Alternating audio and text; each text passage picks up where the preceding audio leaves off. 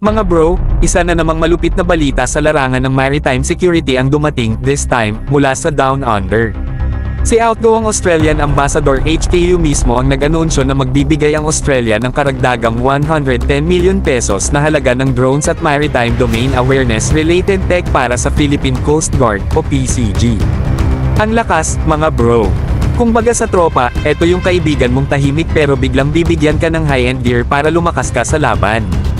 Ayon kay Ambassador Yu sa kanyang speech sa Stratbase ADRI Forum sa Makati, ang tulong na ito ay hindi lang basta boxes ng gadgets. Kasama rin dito ang training at integration support para masiguradong hindi lang natin alam gamitin, kundi kaya nating i-maximize ang teknolohiya sa mismong operations. Yan ang tunay na partnership, mga bro, hindi lang one time, kundi may kasamang, paano gamitin to ng wise. Take note mga bro, hindi ito unang tulong mula Australia. Dagdag lang ito sa 34 million pesos na drone package at training na naibigay na nila recently.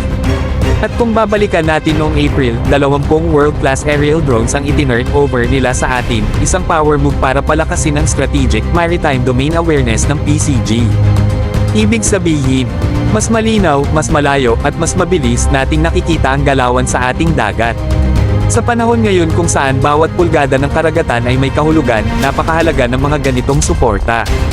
Hindi lang natin basta pinapalakas ang visibility natin sa maritime zones, pinapalalim din natin ang partnerships with regional allies. At sa kaso ng Australia, malinaw na all-in sila sa pagpapatatag ng seguridad sa Indo-Pacific, at kasama tayo sa priority list nila.